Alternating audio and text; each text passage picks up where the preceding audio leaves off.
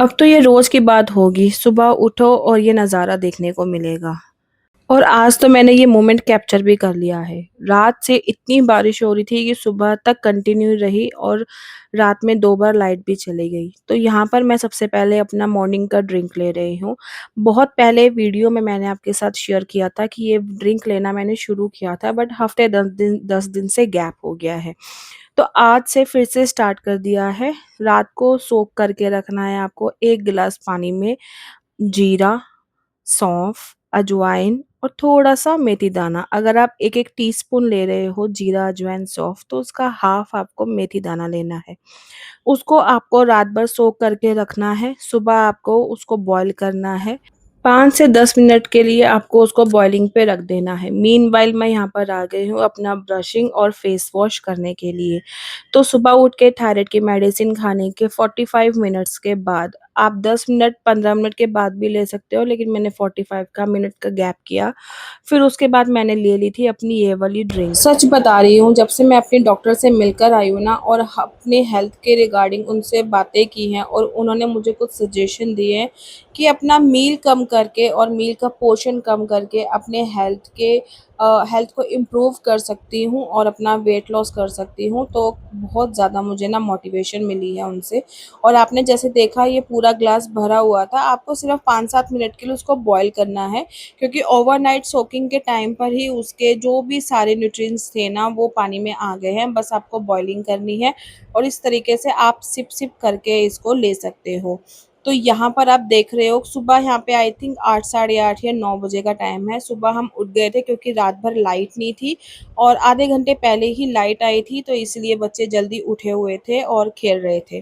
फिर मैंने सोचा बाहर का मौसम इतना अच्छा है, ये ड्रिंक मैं बाहर जाके एंजॉय करती हूँ और अपना मी टाइम भी थोड़ा-सा एन्जॉय करती हूँ। और यही टाइम होता है 5, 10, 15 मिनट का कि मैं मुझे अपने लिए मिलता है और मैं अपने बारे में कुछ सोच पाती हूँ और कुछ समझ पाती हूँ और ये टाइम जो है मैं एन्जॉय कर पाती हूँ। उसके बाद तो घर के काम में ही सारी दिन निकल जाता है, फुर्सत ही नहीं मिल पाती है।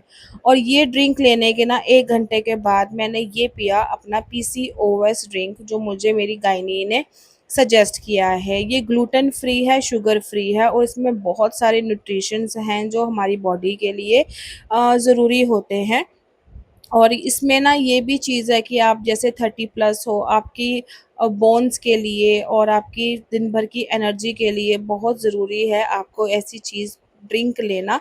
तो मेरी गायनी ने मुझे सजेस्ट की है। और भी कोई प्रॉब्लम थी जो मैंने उनके साथ शेयर करी, तो ये सबका ऑल-राउंडर है। तो ये बहुत अच्छा है, स्पेशली वुमेन्स के लिए है ना। तो 30 के बाद जैसे हमारी थकावट हो जाती है और डिलीवरी के बाद, बेबीज़ के बाद शरीर वो चीज़ नहीं रहती जैसे हम पहले रहते हैं, एनर्जी कम हो जाती है, तो उसको फुल करता है ये पीसीओएस का ड्रिंक। इसको सिंपली आपको दूध में लेना है, कोई शुगर ऐड नहीं करना है अलग से।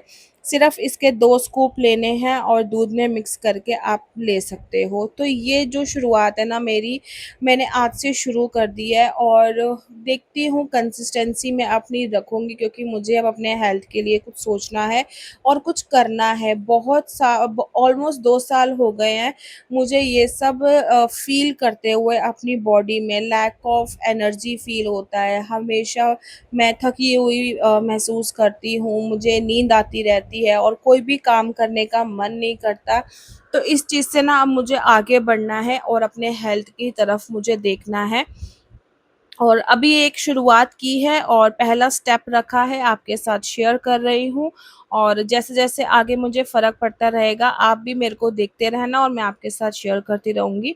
तो यहाँ पे हस्बैंड का लंच पैक कर दिया है, बच्चों को नाश्ता करा दिया है और बच्चे अंदर बैठे हैं कमरे में और मैं आ गई हूँ अब यहाँ बाहर ड्राइंग रूम की सफाई करने के लिए। बहुत दिनों से मैं सोच रही थी कि ये वाला एरिया ना मैं साफ़ करूँ, बट नहीं टाइम मिल पा रहा था और कभी तो एनर्जी भी नहीं हो पा रही थी, मन भी नहीं कर रहा था। तो फिर आज फाइनली ये टाइम भी आ गया और थोड़ी-सी सेटिंग चेंज करने से, सफाई करने से ना, तो ये होता है ना कि एक तो घर में सफाई बनी रहती है और साफ-सुथरा घर किसको पसंद नहीं है। हालाँकि मेरे घर में मेड लगी हुई है और डेली सफाई होती है, बट उसके बावजूद भी मुझे सामान हटाने के बाद इतना गंद निकला है सोफ़े के नीचे से और डाइनिंग टेबल के नीचे से।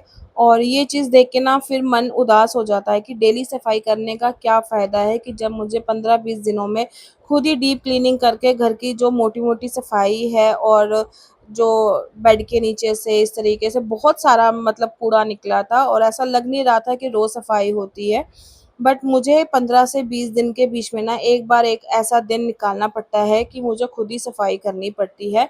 और यहाँ पर ना मैं खड़े होके सोच रही थी कि कैसे सेटिंग करूँ, कहाँ डाइनिंग टेबल रखूँ और कहाँ सोफ़े करूँ। क्योंकि मुझे बड़ा वाला सोफ़ा ना अब यहाँ से साइड से हटाना है और रखना इसी कमरे में है, बट उसकी पोज़ीशन चेंज करनी है।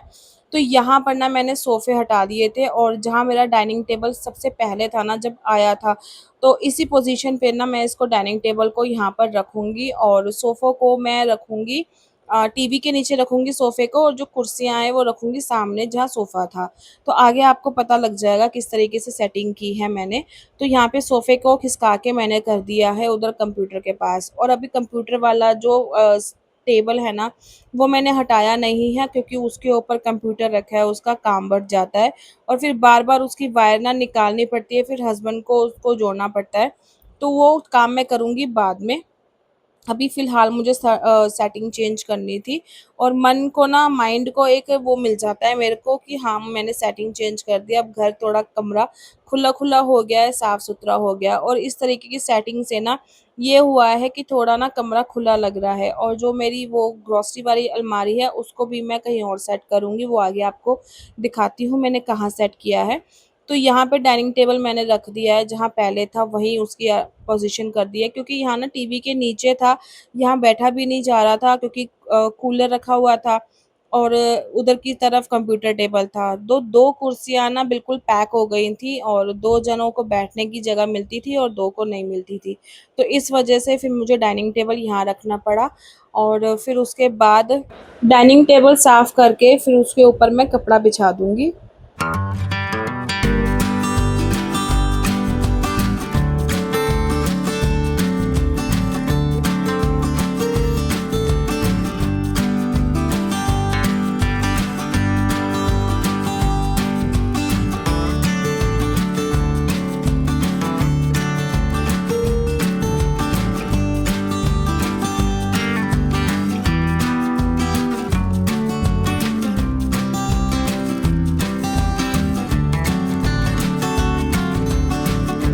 और साफ-सुथरा डाइनिंग टेबल कितना अच्छा लग रहा है। अभी कुछ टाइम पहले इसके ऊपर इतना सामान रखा हुआ था और जो बहुत मेसी और अच्छा नहीं लग रहा था, और साफ़ करके डाइनिंग टेबल कितना अच्छा लग रहा है। और ये वही कपड़ा है जो मैंने किचन के कर्टन्स के लिए लाया था।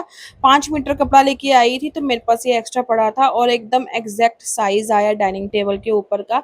अभी मेरे को ना डाइनिंग टेबल के लिए ना वो मैट्स भी लेने हैं, तो जो पुराने वाले लिए थे वो ख़राब हो गए हैं और कुछ मैंने ना इधर-उधर यूज़ कर लिए हैं। और जो डाइनिंग टेबल का जो शीट था, वो मैंने रख दिया है ऊपर जाल के ऊपर, क्योंकि ऊपर से बारिश आता है। अभी फ़िलहाल ऊपर जाल के लिए काम चलेगा, क्योंकि मैंने अपनी लैंडलॉर्ड से बोला है कि पानी नीचे आता है। कई बार ना मैं भी गिरने से बच गई हूँ और बच्चे भी गिरने से बच गए हैं ना, पानी नीचे गिरता है।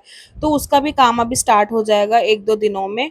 तो फ़िलहाल के लिए मैंने वो शीट रख दी है, क्योंकि रात भर बारिश रही थी और उसी शीट ने ना इतना मतलब बचाया है कि पानी बिल्कुल भी नहीं आया नीचे, क्योंकि रात को लाइट भी नहीं थी और बाय चांस कभी बिना लाइट के उठे और गिर जाएँ, अंधेरा हो ना, तो वो चीज़ से हम बच गए। कोई हादसा होने से बच गए, मैं ये चीज़ कह सकती हूँ। फिर उसके बाद ना ये जो ट्रॉली मैंने जो सामान एक्चुअली पहले जहाँ पे लगा हुआ था ना, वही मैंने दोबारा से लगा दिया है और ये ट्रॉली मेरी किचन में लगी हुई थी, तो वहाँ लगा दिया है। इस ड्रम में बच्चों के स्नैक्स रखे हुए हैं, तो वो ये है कि सामने पड़ा रहेगा तो अपने आप लेते रहेंगे, और पानी की बॉटल हो गई उसके साइड में। तो यहाँ पे मैंने फिर उसको जो अलमारी है उसके ऊपर जो शीट है उसको साफ़ करके अरेंज करके रख दूँगी। इस तरीके से ना छोटी-छोटी हल्की-फुल्की सफाई करने से, चीज़ों को इधर-उधर हटाने से ना अच्छे से सफाई हो जाती है। और अब तो वैसे भी मौसम ऐसा आ गया है कि इसमें अगर आप सफाई हर 10 दिन में या 15 दिन में करते रहोगे ना आप, तो आपके ना घर में कीड़े लगने से और सीलन की स्मेल होने से ना आप बच जाओगे। क्योंकि ये वाला जो घर है ना थोड़ा-सा ना मेरा अंदर की तरफ पड़ता है और यहाँ पे मुझे ना हर 15-20 दिनों में ना हर चीज़ की सफाई करनी पड़ती है, चाहे वो अलमारी है, चाहे वो कबर्ड्स हैं, चाहे वो चद्दर वाली अलमारी है। तो वो सब मुझे खोल कर ना एक बार उसकी हवा लगवा के दोबारा से उसको सेट करके देख के रखना पड़ता है कि इसमें सीलन की वजह से कोई कीड़े तो नहीं लग गए हैं या कोई नुकसान तो नहीं हो गया है। तो ये चीज़ ना मतलब इस मौसम में ना ये काम मेरा बढ़ जाता है। तो यहाँ पर कूलर मैंने रख दिया है इस तरीके से और यहाँ पर कूलर रखने से ना सोफ़े की तरफ, बेड की तरफ और जहाँ कुर्सियाँ रखी हैं ना, वहाँ इतनी अच्छी पूरे कमरे में हवा हो गई है और डाइनिंग टेबल के ऊपर तो पंखा है ही है। तो ये वाली सेटिंग करके ना ऐसा लग रहा है कि हर तरफ से ना हवा आती रहेगी और अच्छे से खुला भी हो गया है कमरा, मैं आगे आपको दिखाऊँगी। तो बाकी बस मैंने सोफ़े के कवर सेट कर दिए हैं और यहाँ पे दाल वगैरह के जो पैकेट्स हैं ना, जो मैंने ग्रोसरी के टाइम पे रखे थे, उसकी जगह नहीं बन पा रही थी, तो ये ऐसे ही इधर-उधर हो रहा था, तो फिर अब मैं इसको ना अंदर अलमारी में सेट करूँगी या बॉक्स मैंने खाली किया है, उसमें रख दूँगी और जब का ज़रूरत होएगी ना, तो डब्बों में आता रहेगा। तो ये बस छोटी-मोटी स डस्टिंग करके फिर उसके बाद मेरा काम ख़त्म हो जाएगा और उसके बाद मैं आपको लास्ट में लुक दिखाऊँगी कि पूरे कमरे का कितना अच्छा लग रहा है। और ये जो कुर्सी के पीछे वाली खिड़की है ना, यहाँ पर भी मुझे ना कारपेंटर को उसको इलेक्ट्रीशियन को बुला के ना ऊपर वो उसका कर्टन की रॉड लगवाऊँगी ताकि जो सीलन की इस तरीके से जो निकली हुई है ना, वो भी ढक जाए। बाकी होपफुली जितना भी हो सकता है मैं जैसा भी मेरा घर है लेकिन मैं साफ-सुथरा और मैनेज रखने की करने की कोशिश करती हूँ ताकि एटलीस्ट देखने में तो सही लगे। मानती हूँ घर थोड़ा-सा ऐसा मिला है और हो गया है मतलब बारिश की वज़ह से, बट मेरा जितना हो सकता है ना उस हिसाब से मैं अपने घर को मैनेज रखने की कोशिश करती हूँ और इस तरीके से मेरी पूरे घर की सेटिंग हो गई है, डाइनिंग टेबल ऑल क्लियर हो गया है, ज़रूरत का सामान जो मुझे चाहिए वो मैंने रख दिया यहाँ पर और सोफ़े, कुर्सी सब मैंने इस तरीके से मैनेज कर दिया है। तो आप मुझे बताना कि आपको मेरे घर की सेटिंग और मेरे घर की सफाई वाला ये व्लॉग कैसा लगा? तो आपसे अब मैं मिलूँगी अपने नेक्स्ट वीडियो में। Till then bye and take care, अपना ध्यान रखना। वाहिगुरु जी का खालसा, वाहिगुरु जी की फ़तेह।